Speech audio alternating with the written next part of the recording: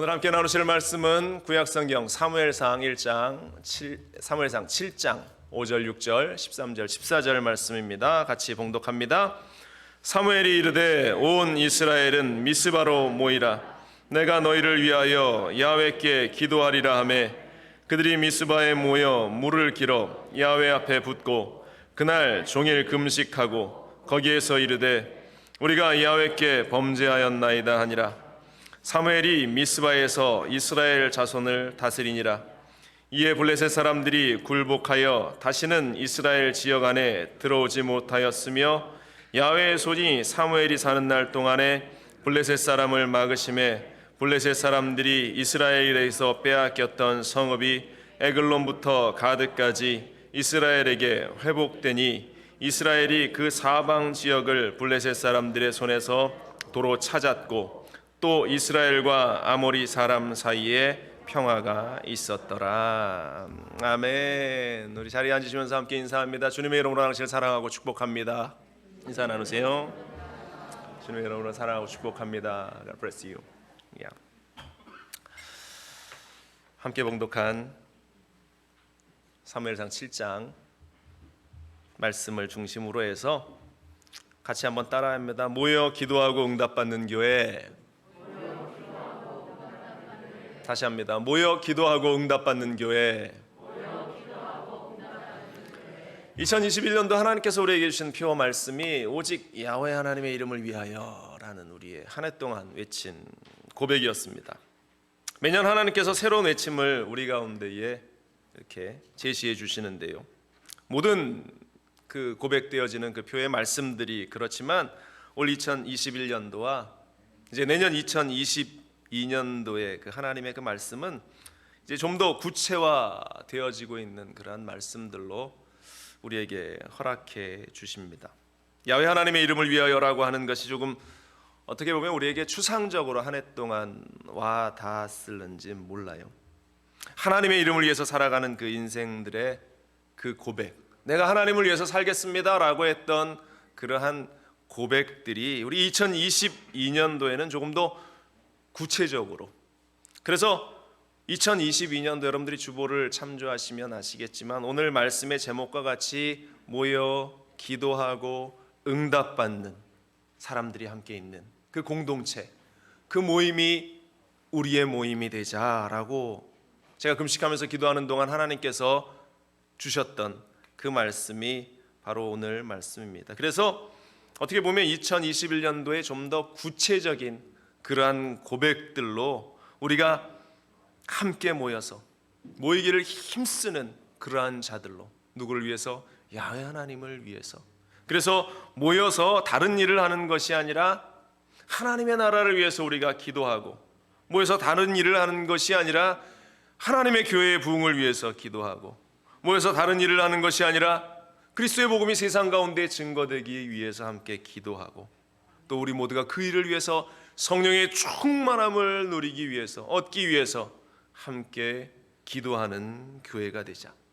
그리고 더불어 이러한 노력들과 도전들을 통해서 하나님께서 분명히 저 여러분들의 모든 삶 가운데 여러 모양으로 하나님의 응답의 역사를 우리 가운데 허락하시겠다. 바로 이것이 2022년도 우리가 걸어가야 할 우리의 삶의 목표와 우리 교회의 목표가 되어질 줄로 믿습니다.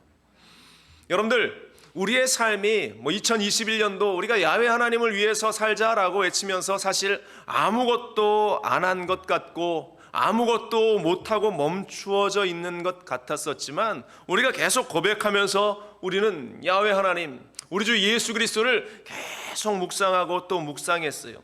그 하나님에 대한 생각들로 우리가 가득 채워지고 담겨졌던 것입니다. 이제는 우리가 그 몸을 일으켜서 우리가 걸어 나아가야 할 때가 되었다라는 사실을 여러분들 기억하시기 바랍니다.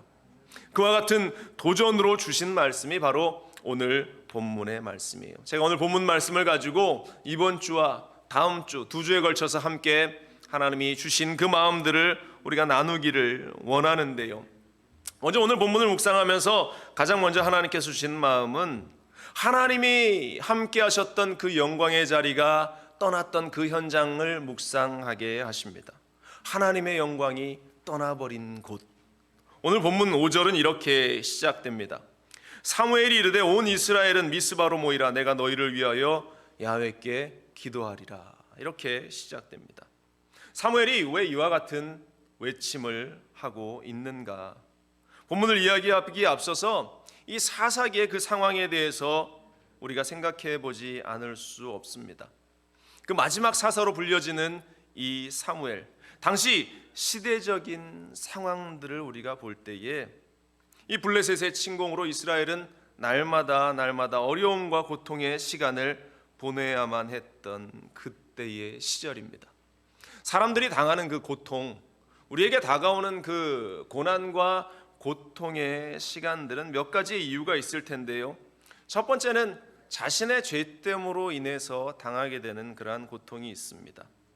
자기에게 주어진 시간과 물질과 또 여러 가지 것들을 나의 정욕과 나의 자랑을 위해서 잘못 사용하다가 경험하게 되는, 당하게 되는 그러한 고통이 있고요. 둘째는 집단적인 죄로 인한 고통이 있습니다. 나뿐만 아니라 사회가 죄를 짓는 것을 통해서 당하는 그러한 고통. 과거에 히틀러로 인해서 온 세상이 이 전쟁의 화마 가운데 휩싸였고 선량한 백성들뿐만 아니라 수많은 유태인들이 고통을 당해야 하고 죽어야 했던 그러한 일들, 일제의 그러한 탐욕으로 말미암아서 선량한 우리 백성들이 고통을 당했던 그러한 모습이 이 집단적인 죄로 인한 고통이겠죠. 또 세 번째는 이 불강력적인 자연재해로 인해서 우리가 당해야 하는 그러한 여러 가지 고통들이 있을 겁니다. 지금 우리가 겪어나가고 있는 이 코로나의 환경이 또 그러한 상황이 되겠죠. 또 얼마 전 미국 이 켄터키에 불어닥친 그러한 토네이도로 수많은 사람들이 집을 잃고 죽음을 당하는 그러한 여러 가지 요소들, 이러한 요소들이 우리에게 고통을 주는 그러한 요소들인데, 이 사사시대에 있었던 이스라엘의 고통은 제일 처음 이야기했던 자신들의 죄, 또 공동체의 그러한 죄 때문에 오는 고통의 경우였을 겁니다. 모두 자신의 잘못 때문이었겠죠. 그래서 사사기를 한마디로 이야기하는 대표적인 구절이 사사기 17장 6절입니다. 그때에는 이스라엘의 왕이 없었으므로 사람마다 자기의 소견에 오른 대로 행하였더라. 사사시대를 이렇게 표현을 하고 있어요. 이 사사시대로부터 지금 사무엘상에 이르는 이 현재까지 이 사사시대에 만연되어졌던 그러한 죄가 계속적으로 이어져 오고 있다. 그 최고점이 이 사무엘상 2장에 등장하는 이 엘리 제사장 시절에 있었던 그러한 상황이 아닌가 싶습니다. 이 엘리 제사장의 영적인 방만함과 또 그것을 보고 배우며 자란 두 아들, 홈니와 비느하스라는 이 두 아들이 결국 타락하면서 이스라엘 백성들이 전쟁의 그 한가운데에, 블레셋의 공격 가운데에 놓여지게 되고, 그 전쟁 가운데에 그들이 하나님께서 소중하게 그들에게 주셨던 법궤마저 블레셋에 빼앗겨버리는 가장 처참한 현실 앞에 놓입니다. 그때의 상황을 사무엘상 4장 17절은 이렇게 표현합니다. 소식을 전하는 자가 대답하여 이르되 이스라엘이 블레셋 사람들 앞에서 도망하였고 백성 중에는 큰 살육이 있었고 당신의 두 아들 홈니와 비느하스도 죽임을 당하였고 하나님의 궤는 빼앗겼나이다. 하나님의 궤를 말할 때에 엘리가 자기 의자에서 뒤로 넘어져 문 곁에서 목이 부러져 죽었으니 나이가 많고 비대한 까닭이라. 그가 이스라엘의 사사가 된 지 40년이었더라. 법궤가 빼앗겨버리고 아들들은 그 전쟁에서 죽임을 당하고 자신마저 그 놀란 소식에 뒤로 넘어져 목뼈가 부러져 죽는 그러한 비참한 현실, 이스라엘의 타락의 현실, 고통의 현실을 단적으로 보여주는 그 현장, 바로 그것은 하나님의 영광이 떠나버린 그 현장을 단적으로 나타내 보이고 있는 그러한 삶의 모습이다. 그래서 사무엘상 4장 22절 마지막 절은 이렇게 표현하고 있습니다. 또 이르기를 하나님의 궤를 빼앗겼으므로 영광이 이스라엘에서 떠났다 하였더라. 하나님의 영광이 그들 가운데에서, 이스라엘 가운데에서, 그 현장 가운데에서 떠나버리고 말았다. 사랑하는 여러분들, 우리의 삶의 현장 속에서 하나님의 영광이 떠나버린 것보다 더 비극적인 현장, 비극적인 사실을 없다라는 것을 우리는 잊지 말아야 합니다. 하나님의 사랑 가운데 있었던, 하나님이 그렇게 이뻐하며 창조했던 그 아담, 하와. 그런데 그들이 타락하면서 하나님의 영광이 그들의 삶의 자리에서 떠나버리자 온 세상은 가시와 엉겅퀴를 내면서 아담과 하와를 삼켜버리려고 달려들기 시작합니다. 창세기 3장 18절에 땅이 내게 가시덤불과 엉겅퀴를 낼 것이라. 내가 먹을 것은 밭의 채소인즉 내가 흙으로 돌아갈 때까지 얼굴에 땀을 흘려야 먹을 것을 먹으리니 내가 그것에서 취함을 입었음이라. 너는 흙이니 흙으로 돌아갈 것이니라. 하나님의 영광이 떠나버린 그 현장 가운데 가시가 자라고 엉겅퀴가 자라면서 그들의 모든 삶을 구속하게 되었던 그 현장. 하나님의 영광이 떠나버린 인생은 말로 다할 수 없는 그러한 고통 가운데에 거할 수밖에 없는 불쌍한 인생으로 전락하게 된다라는 사실. 여러분들, 하나님의 영광이 여러분들 가운데 늘 함께할 수 있기를 주님의 이름으로 간절히 축원을 드립니다. 하나님의 영광이 떠났다고 하는 것은 하나님의 영광이 그 이전까지 그들 가운데 있었다라는 사실을 전제로 하는 거예요. 하나님의 영광이 우리 가운데 있었다라는 것을 이야기하는 겁니다. 하나님의 영광이 함께 했었는데 지금은 그 하나님의 영광이 사라져버렸다라는 사실을 우리에게 말하고 있는 안타까운 고백이 되는 것입니다. 멀리 가지 않아도 한 100여 년 전쯤에 1900년대 초에 20세기 초반에 이 온 세상이 하나님의 그 부흥의 역사로 온 천지가 흔들렸던 그때의 기억들이 있습니다. 1904년도에는 웨일즈라는 작은 탄광촌을 중심으로 해서 이반 로버츠라는 사람이 이 웨일즈의 부흥 운동을 이끌었습니다. 부흥 운동이 그 작은 마을로 시작해서 얼마나 크게 부흥의 현장이 일어났는지 사람들이 회개하기 시작합니다. 사람들이 회개하면서 눈물을 흘리고 하나님께 나오니까 그 탄광촌의 술집들이 텅텅 비어가기 시작하고 술집이 문을 닫는 일들이 넘쳐났습니다. 이들이 어디까지 회개했냐면 자신들이 탄광촌에서 석탄을 캐서 나귀에 실어가지고 그들이 그것을 운반하는데 그들이 얼마나 그 마음 가운데 감동이 되었든지 그 무거운 짐을 나르는 나귀의 목을 끌어안고 엉엉 울면서 나귀야 내가 미안하다. 내가 너한테 너무 고된 일을 시켰고 너를 채찍으로 때렸고 내가 너를 너무 힘들게 했구나. 그 말 못하는 짐승 나귀의 목까지 끌어안으면서 그들이 회개하고 그들이 하나님 앞에 용서를 구했던 그러한 역사 가운데 기록되어 있는 이야기들이 그렇게 웨일즈의 부흥운동을 대변하고 이야기하고 있습니다. 1906년도에는 이 미국 땅에 아주사라는 거리에 큰 부흥의 역사가 일어나면서 성령의 역사가 그 온 지역뿐만 아니라 전 미주를 뒤흔들어 놓기 시작합니다. 윌리엄 시모어라는 흑인 목사를 중심으로 성령 강림의 역사, 초대교회에 있었던 성령 강림의 역사가 생겨나기 시작하면서 사람들이 방언을 말하고 신유의 은사, 기적의 은사가 나타났던 놀라운 역사, 그를 통해서 우리 교단인 하나님의 성의 교단이 시작되어진 그러한 시작점이 되었는데요. 놀라운 하나님의 그 부흥의 역사, 임재의 역사, 영광이 그 자리 가운데 임했던 사건. 1907년에는 한국에 평양에 하나님의 부흥의 역사를 허락하셨습니다. 대부흥운동이 일어나면서 길선주 목사를 비롯해서 그 땅 가운데 수많은 사람들이 자신의 죄를 회개하면서 하나님 앞에 나옵니다.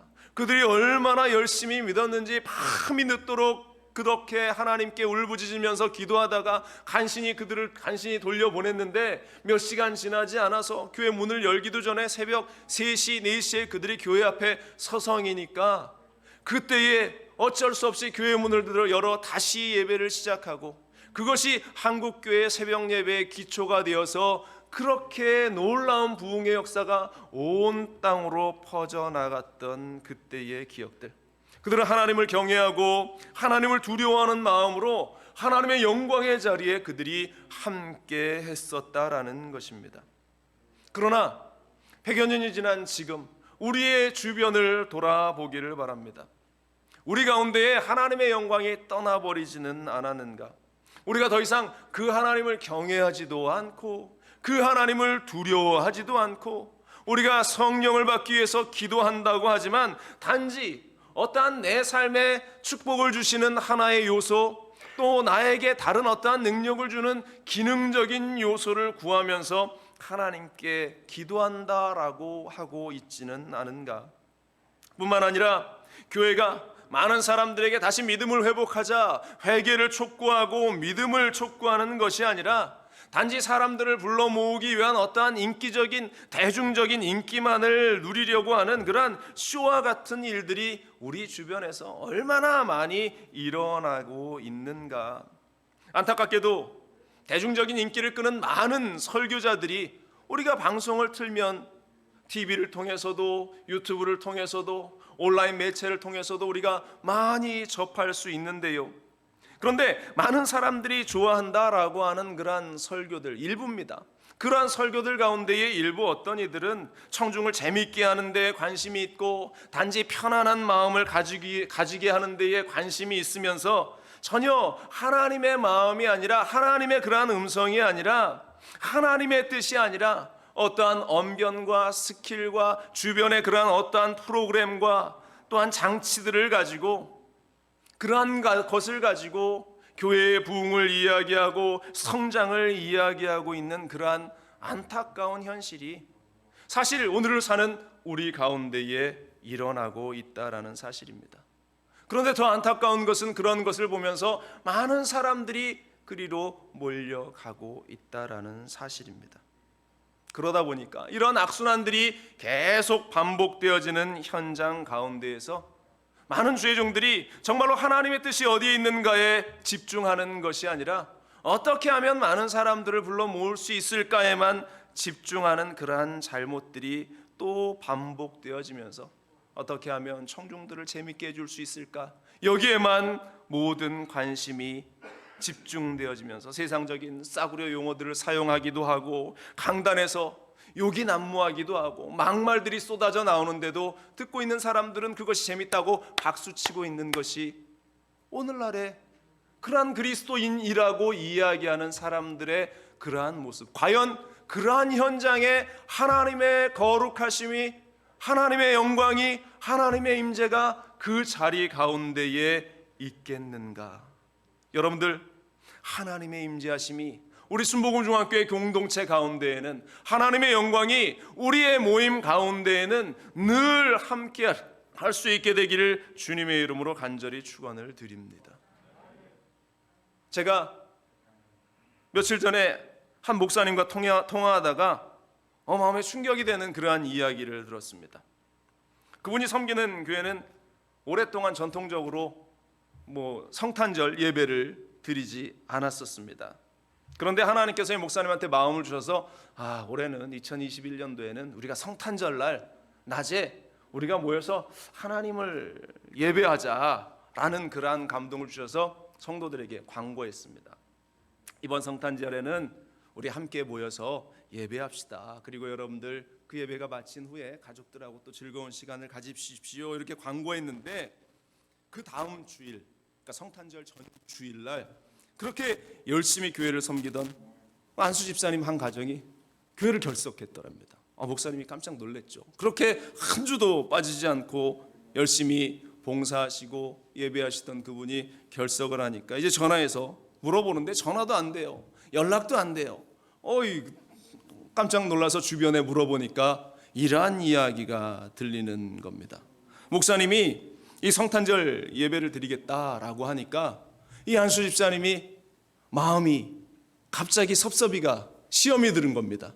왜? 타주에 사는 자식 친척들이 이 성탄절날 본인의 집을 방문해서 같이 가족 모임을 하기로 했는데 목사님이 예배를 드린다고 하니까 그 시간을 조정해야 되고 여러 가지 상황들을 바꾸어야 한다라는 그러한 생각에 예배를 잘 드리고 가서 모임을 해도 충분한데 그러한 생각이 드니까 마음이 작은 섭섭이 하나 때문에 그 마음이 상한 겁니다.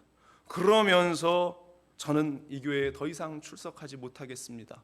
그렇게까지 이야기를 하더랍니다. 여러분들, 이 일이 우리는 이렇게 그냥 픽 웃으면서 지나가지만 실제로 이러한 일들이 우리 주변 가운데에 많이 일어나고 있다라는 것입니다. 여러분들, 이분이 열심히 교회에 출석했다라고 하지만 과연 그런 분들의 삶에 하나님의 영광이 있었겠는가? 하나님이 함께 하시는 그러한 삶의 모습이 있었겠는가? 그런 사람들이 모인 교회에 하나님의 영광이 그 자리 가운데에 계속되어 있었겠는가? 그런 곳은 빈 껍데기들만 모여 있는 곳에 불과해요. 그러한 것은 교회라고 이야기할 수 없습니다. 여러분들, 사람이 많이 모여 있다고 교회가 아니에요. 교회라고 하는 것은 사람들이 북적하는 그러한 시장통이 아닙니다. 사람들이 많이 모여 있어도 하나님의 영광과 하나님의 임재하심이 있으면 그곳은 교회가 되는 것입니다. 그러나 사람이 많이 있어도 하나님의 임재와 하나님의 영광이 그 자리에 없다면 그것은 교회라고 불릴 수 없습니다. 예수님이 성전에 가셔서 성전에서 장사하는 자들의 상을 뒤엎었던 사건이 성경에 기록되어 있죠. 마태복음 21장에 이러한 말씀이 있습니다. 예수께서 성전에 들어가사 성전 안에서 매매하는 모든 사람들을 내쫓으시며 돈 바꾸는 사람들의 상과 비둘기 파는 사람들의 의자를 둘러 엎으시고 그들에게 이르시되 기록된 바 내 집은 기도하는 집이라 일컬음을 받으리라 하였거늘 너희는 강도의 소굴을 만드는도다. 사실 성전에서 돈을 바꾸어 주고 또 양을 팔고 비둘기를 팔고 하는 일들은 당시에 너무나 자연스러운 그러한 모습이었습니다. 1년에 한 번 멀리 다른 지역에 사는 사람들이 이 예루살렘에서 하나님께 예배하기 위해서 제사를 드리기 위해서 짐승을 끌고 매년 다가왔는데 그 예루살렘을 방문하는데 이것이 현실적으로 너무 힘든 거예요. 그래서 멀리 타지에서 오는 사람들을 위해서 그들이 사용했던 다른 돈을 그 예루살렘에서 통용되는 돈으로 바꾸어주고 또 그들이 먼 길을 오기에 너무 힘들어서 제사 드릴 수 있는 짐승을 그 자리에서 판매하고 했던 그러한 일들, 당시의 사람들의 편의를 봐주거나 또 그런 것들을 위해서 활용되어지는 일들이 너무나 자연스러운, 사회적으로 통용되어지는 그러한 자연스러운 일이었습니다. 그것이 무엇이 나쁜가라고 우리는 이야기할 수 있을 것입니다. 예수님께서 좀 과하게 반응하신 것 아닌가라고 사람들이 이야기할 수도 있을 것입니다. 그러나 그렇게 편의를 따르는 일들이 그 교회 공동체 안에서 하나 둘 용인되어지기 시작하면서 하나님이 주가 아니라 그 성전에 모이는 사람들의 관심사는 자신이 돈을 바꿔주고 얻는 수익, 자신이 양을 팔아서 얻는 수익, 자신이 소를 팔아서 얻는 그 수익에 집중이 되어지기 시작하면서 하나님이 생각하는 것, 하나님의 영광이 그들 가운데에 주가 되는 것이 아니라 자신의 편리함과 또한 자신의 이익이 그 모임 가운데에 주가 되어지기 시작하면서 하나님의 영광이 그 현장 속에서 사라져버림에도 그것을 인식하지 못했다라는 데 문제가 있다라는 것이죠. 결국 예루살렘 성전은 사람들이 모이면서 편리함과 익숙함만을 추구하다가 하나님의 영광이 사라져버린 그러한 장소가 되어버렸다라는 사실입니다. 그래서 예수님께서 그 현장에서 장사하는 자들의 상을 뒤엎어 버리신 것이에요. 너희가 하나님의 영광이 없는 이 자리 가운데에서 이렇게 예배한다고 제사 지낸다고 너희가 그렇게 외쳐봤자 이것이 무슨 의미가 있는가?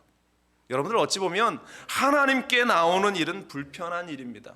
여러분들이 이 시간 우리 가운데에 이 예배 현장 가운데 함께하기 위해서 얼마나 힘든 과정을 멀리서도 아침 일찍부터 준비하면서 또 예배드리는 그 마음과 감격과 기쁨을 가지고 여러분들이 이 자리에 나왔습니까? 힘든 일이에요. 하나님께 예배하기를 결단하는 일은 결코 쉬운 일이 아닙니다. 그러나 이 일은 반드시 우리가 해야 하는 일이다라는 사실을 잊지 말아야 할 줄로 믿습니다. 그래서 언제나 우리가 주객이 전도되어지는 그러한 일이 없도록 우리의 신앙을 살피고 우리의 교회를 살피고 우리의 조직을 살피고 우리가 해나가는 일들을 늘 우리는 살펴야 하는 것입니다. 물론 이 교회라는 곳이 믿음 없는 사람들이 함께 모여서 하나님을 경험하는 장소고 하나님을 예배하는 장소가 되어야 하는 것입니다. 바로 그것이 교회에 허락하신 하나님의 역할이에요. 그렇기 때문에 함께 모여야 하고 또한 바른 예배를 드릴 수 있도록 그렇게 애쓰고 힘써야 한다. 요한복음 4장 24절은 말합니다. 하나님은 영이시니 예배하는 자가 영과 진리로 예배할지니라. 그렇기 때문에 영과 진리로 예배하는 자리가 바로 이곳이 되어야 하기 때문에 먼저 믿음을 가진 사람들의 역할이 중요하다라는 것입니다. 먼저 믿었다고 믿음이 좋다라고 말씀드리는 것 아닙니다. 먼저 믿었다고 내가 더 믿음이 높은 자리에 있다라고 이야기할 수 없습니다. 그러나 내가 조금 더 믿음을 가지고 있는 자들이라면, 그래서 교회에 직분도 드리고 역할도 드리죠. 장로가 되고 권사가 되고 집사가 되면 그들의 역할이, 여러분들의 역할이 얼마나 중요한가를 우리는 깨달아야 하는 것입니다. 그래서 믿음이 없는 자들에게 하나님의 영광이 있는 곳은 이러한 곳이다라는 사실을 먼저 믿은 자들이, 조금 더 가지고 있는 믿음의 그 분량을 가지고 있는 자들이 그 모습을 나타내 주어야 하고 알려주어야 하는 것입니다. 그리고 조금 믿음이 약한 자들은 그 믿음 있는 자들의 모습을 보면서 신앙생활이 어떠한 것이고 하나님께 예배하는 것이 어떤 것이고 교회가 어떠한 모습으로 서 있어야 하는가를 배워 알아야 하고 그 길을 따라 나가야 하는 것입니다. 그렇게 될 때에 하나님의 임재가 이 교회 공동체 가운데에서 끊어지지 않고 사라지지 않고 이어지면서 그 영광의 현장 속에서 모이는 이들이 충만함을 얻고 더 많은 이들이 함께 하나님을 예배할 수 있는 은혜의 공간으로 이 공간이 채워지게 된다라는 사실입니다. 사랑하는 여러분들, 우리가 드리는 이 자리가 하나님의 영광이 가득하고 거룩한 교회가 되기를 원합니다. 하나님의 거룩한 예배를 위해서 준비되어지는 장소가 될 수 있기를 주님의 이름으로 간절히 축원을 드립니다. 단 한 사람이 앉아서 예배 드리더라도 우리 순복음 중앙교회는 사람이 떠날지언정 하나님의 임재가 떠나는 그러한 교회가 되지 않기를 주님의 이름으로 간절히 축원을 드립니다. 하나님의 임재와 하나님의 거룩함이 가득한 곳, 오늘 성경의 구약 이스라엘은 그런데 그것을 간과하고 사람은 모였지만 하나님의 영광이 사라져버린 그러한 장소가 되었다라는 것입니다. 그래서 사무엘이 외치고 있는 것입니다. 우리가 두 번째로 살펴볼 것이 사무엘이 외칩니다. 미스바로 모이라. 미스바로 모이라. 이스라엘이 그렇게 아슬아슬하게 간신히 유지되어 오던 그러한 삶의 모습, 하나님의 백성이라는 이름 딱지 하나만 붙이면서 간신히 삶의 현장에서 그들의 명맥을 이어가고 있던 그때의 위기가 다가왔어요. 어려움이 다가왔습니다. 블레셋의 침공으로 자신의 삶의 자리가 흔들리고 있는 그때에 사무엘이 깨달은 건 그것이에요. 하나님의 영광이 회복되어야겠다.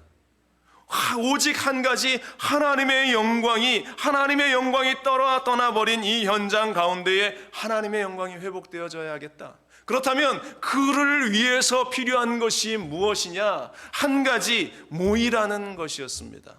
모여야 된다. 모여야 그 하나님의 영광을 우리가 다시 찾을 수 있다. 일단 모여라. 무조건 모여라. 사무엘이 외치고 있는 것입니다. 오늘 보면 5절 다시 보세요. 사무엘이 이르되 온 이스라엘은 미스바로 모이라. 내가 너희를 위하여 야훼께 기도하리라. 온 이스라엘은 미스바로 모이라. 근데 본문을 이렇게 묵상하면서 재미난 것이 눈에 띄어요. 미스바로 모이라고 외침과 더불어서 그 뒤에 나오는 구절이 내가 너희를 위해 기도하리라, 이런 문구였어요. 사무엘이 왜 이렇게 외쳤을까? 미스바에 모여 우리가 함께 기도하자가 아니라, 미스바에 모여서 함께 우리가 외치자가 아니라, 미스바에 모여서 우리가 함께 하나님을 예배하자가 아니라, 미스바에 모이라, 내가 너희를 위해서 기도하리라. 성경에서 무슨 말을 하고 싶었는가? 무슨 말을 하나님께서 우리에게 제시하고 싶었겠는가? 이스라엘 백성들이 하나님에 대해서 너무나 잘 알고 자신들의 하나님이 아브라함의 하나님이고 이삭의 하나님이고 야곱의 하나님이다라고 그렇게 외쳤던, 하나님에 대해서 너무나 잘 알고 있었다라고 하는 민족, 그 이스라엘이 그렇게 사사의 시대를 지나오면서 안타깝게도 그들이 하나님을 어떻게 예배하는지를 잊어버립니다. 그들이 하나님께 어떻게 기도해야 하는지조차 다 잊어버렸다라는 사실을 이 사무엘이 이야기하는 이 한마디의 말 속에서 우리는 찾을 수 있어요. 모여서 우리가 하나님께 함께 기도하자가 아니라 모여라, 너희들이 잃어버린 그 기도를 내가 지금 일단 모인 그 자리에서 너희에게 할 것이고, 너희에게 기도가 어떻게 이루어져야 하는지를 내가 알게 할 것이고, 너희가 하나님께 예배하는 것이 어떠한 것인지를 내가 알게 할 것이다. 그러니까 안타깝게도 이스라엘은 기도하는 것조차 예배하는 것조차 다 잃어버린 그러한 안타까운 백성들이 되었다라는 사실을 단적으로 보여주고 있는 그 한마디라는 것입니다. 그럼에도 불구하고 사무엘은 모이라고 이야기합니다. 일단 모여야 그 하나님의 영광을 우리가 다시 회복할 수 있게 될 것이다. 내가 너희에게 그 기도를 알려줄 것이고, 내가 너희에게 하나님의 역사심이 어떠한 것인가를 알려줄 것이다. 여러분들, 하나님의 백성인데 기도할 줄 모른다라는 것이 여러분들 이해가 되십니까? 여러분들 이해가 되세요, 이 일이? 그런데요, 이것이 남일이 아니다라는 사실이에요. 오늘날 우리의 현실이고 지금 우리의 현실입니다. 교회 다니는데 기도할 줄 모른다? 어떤 분은 코웃음을 치는지 모르겠지만 어떤 분은 기도의 자리에서 단 5분도 단 10분도 기도하지 못하는 것이 지금 우리의 모습이에요. 어떻게 기도하라고 앉아있는데 목사님이 통성으로 기도합시다라고 하는데, 그렇게 앉아있으면서도 내가 무엇을 기도할지 몰라서 그 자리가 너무나 불편한 사람들이 우리 가운데에 있다라는 것입니다. 다른 사람 눈빛이 부담스러워서 그냥 고개는 숙이고 앉아있지만 이 일이 빨리 끝나기만을 바라는 그 마음의 간절함 때문에 이 그냥 고개 숙이고 중언부언하고 있는 것이 우리의 현실이다라는 사실입니다. 그럼에도 불구하고 그래도 감사한 것은 이 자리에 앉아있는 것이 그래도 저는 얼마나 감사한지 몰라요. 그럼에도 불구하고 사무엘이 외친 것처럼 모이라고 했을 때 이렇게 모여 있는 것만으로도 얼마나 감사한지 모릅니다. 그러나 그렇다고 그것이 다가 아니에요. 그것이 전부가 아닙니다. 사무엘이 외치는 대로 일단 모였으면 우리가 기도하고 하나님의 뜻을 알 수 있기를, 하나님의 마음을 알 수 있기를 우리가 간절히 함께 기도하는 자들이 되어야 할 줄로 믿습니다. 사무엘이 미스바로 모이라고 했어요. 이 미스바라는 지역은 예루살렘에서 서북쪽으로 한 8km 정도 떨어진 그러한 지역입니다. 높이가 한 800m 이상 높이에 있는, 그래서 그 위에서 이렇게 보면 예루살렘이 내려다 보이는 그러한 장소, 아주 험난한 곳이죠. 사무엘이 왜 이렇게 험한 산으로 모이라고 했을까? 요즘처럼 차편이 좋은 것도 아닙니다. 가는 길이 피곤하고 어렵고 힘듭니다. 그러나 이 미스바라고 하는 이 지역은, 이곳은 세상과 구별되어진 장소를 의미하고 있는 것입니다. 다시 말해서 하나님이 구별해 놓은 장소라는 것. 그곳에서는 세상을 잊어버리고 세상의 여러 가지 것들을 잊어버리고 하나님께만 집중하라. 하나님께만 집중해야 하나님의 영광을 다시 회복할 수 있다. 그래서 그곳으로 모이라고 한 것입니다. 여러분들, 교회의 목적이 바로 그것이에요. 교회의 목적은 하나님의 사람들이 하나님의 마음을 얻기 위해서 함께 모이는 장소고, 또한 그 하나님의 마음을 우리가 가지고 세상으로 나가기 위해서 우리를 준비해 나가는 장소고, 그곳에서 하나님의 영광이 어떻게 우리 가운데 임하는가를 얻게 되는 그러한 장소고, 그곳에서 하나님께 어떻게 기도하는가를 배우게 되는 장소고, 그리고 그곳에서 하나님의 영광이 우리 가운데에 가득 채워지고 회복되어지는 축복의 장소라는 사실을 우리는 깨달아 알아야 할 줄로 믿습니다. 그렇기 때문에 우리는 교회를 중심으로 다시 모여야 하는 거예요. 오늘날 사람들이 이 코로나가 터지면서 교회는 더 이상 하나의 공동체로 존재할 수 없다, 온라인상에서 교회도 만들고 온라인상에서 그 모든 일들을 할 수 있다라고 이야기합니다. 가상공간에서 그 모든 것들을 할 수 있다라고 합니다. 하나님이 역사하시면 그 일도 불가능한 일은 아닐 겁니다. 더 많은 하나님의 역사하심이 일어날 수도 있습니다. 그러나 중요한 것은 하나님께서 교회를 만드신 그 이유와 목적에 대해서 우리는 결코 가벼이 여기지 말아야 할 줄로 믿습니다. 성령의 충만함으로 함께 모여 기도하고 다시 세상으로 나가 흩어져 그리스도의 복음을 전하는, 바로 그것이 교회의 역할이고 그리스도인들의 역할이라는 사실을 우리 잊지 말아야 할 줄로 믿습니다. 교회를 멀리하면, 여러분들 이 2년간의 코로나의 시간을 경험하시면서 교회를 우리가 멀리 하면서 어떠한 일이 우리 가운데 일어났는가 잘 아실 것 아닙니까?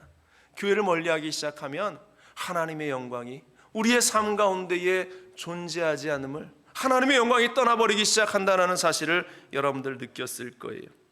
다행히 이스라엘 백성들이 이 사무엘의 이야기를 듣고 모이죠. 오늘 보면 6절에 이렇습니다. 그들이 미스바에 모여 물을 길어 야훼 앞에 붓고 그날 종일 금식하고 거기에서 이르되 우리가 야훼께 범죄하였나이다 하니라. 사무엘이 미스바에서 이스라엘 자손을 다스리니라. 미스바, 교회에 모이기를 힘쓰지 않으면 하나님의 영광이 회복되어질 수 없습니다. 그것은 살 수 있는 그 희망을 포기해버리는 것과 같은 것이다. 그래서 초대교회는 얼마나 모이기를 힘썼습니까? 사도행전 2장 46절 상반절에 날마다 마음을 같이하여 성전에 모이기를 힘쓰고 이렇게 이야기합니다. 히브리서 기자는 모이기를 패하는 자들에 대해서 강력한 경고를 우리에게 주십니다. 25절에 모이기를 패하는 어떤 사람들의 습관과 같이 하지 말고 오직 권하여 그날이 가까움을 볼수록 더욱 그리하자. 더욱 그리하자가 뭡니까? 더욱 열심히 모이자. 더욱 열심히 모여 하나님의 영광과 하나님의 임재하심을 누릴 수 있게 하자.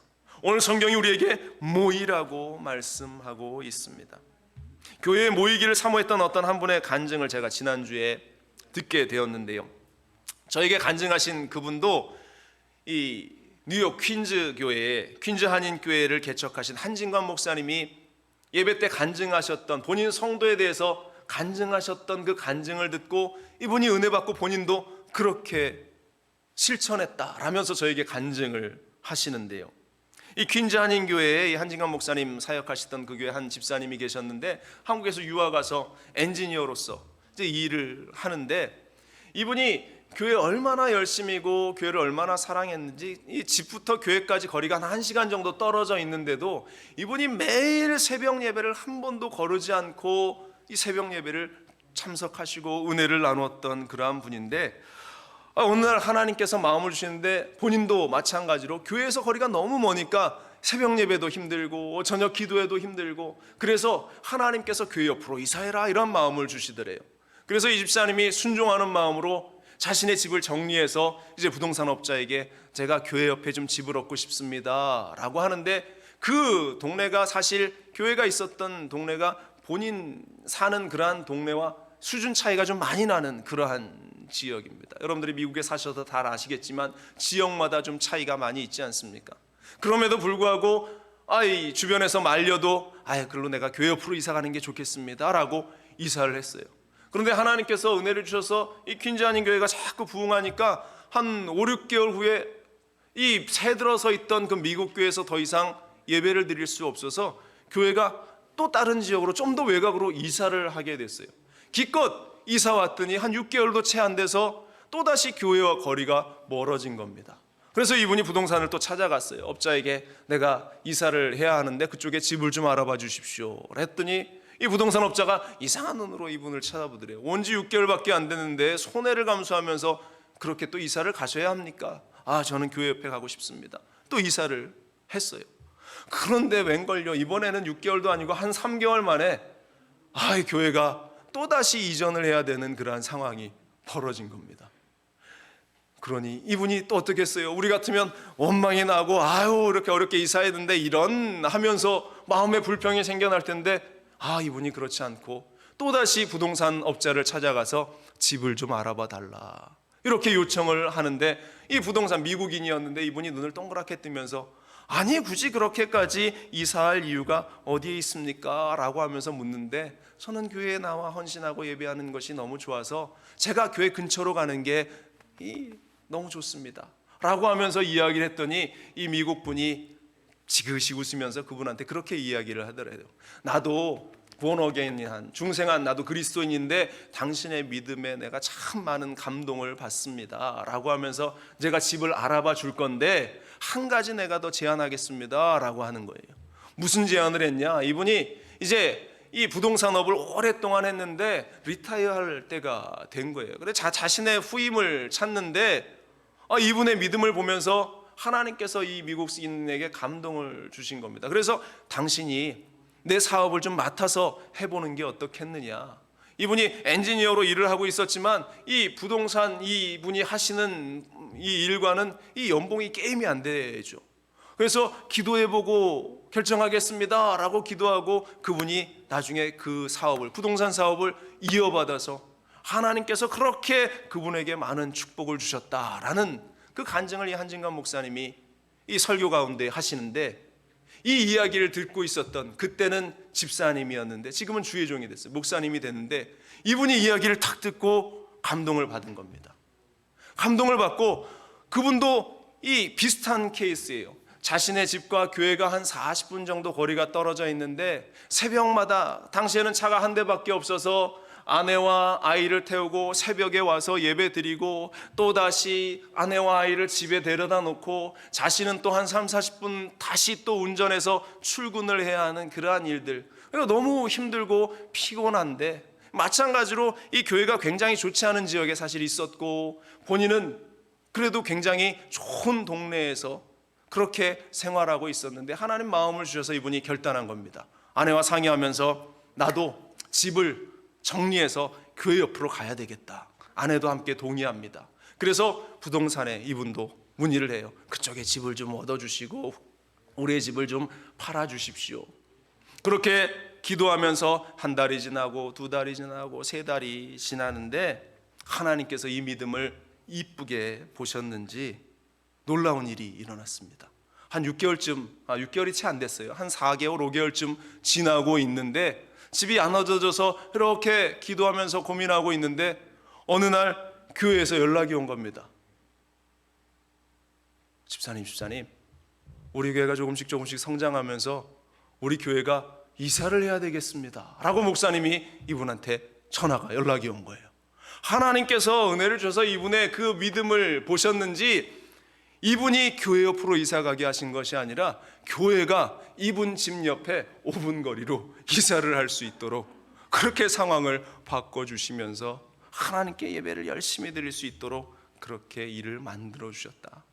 하나님이 그 은혜를 주셔서 그분이 예전에 집사였는데 지금은 목사가 되어서 열심히 하나님의 일을, 주의 일을 감당하고 있는 사역자가 되셨고 저한테 간증을 하셨는데요. 사랑하는 순복음교회 성도 여러분들, 우리가 교회와 또한 우리의 인생 속에서 하나님의 영광이 떠나 빈 껍데기가 되지 않기를 주님의 이름으로 간절히 축원을 드립니다.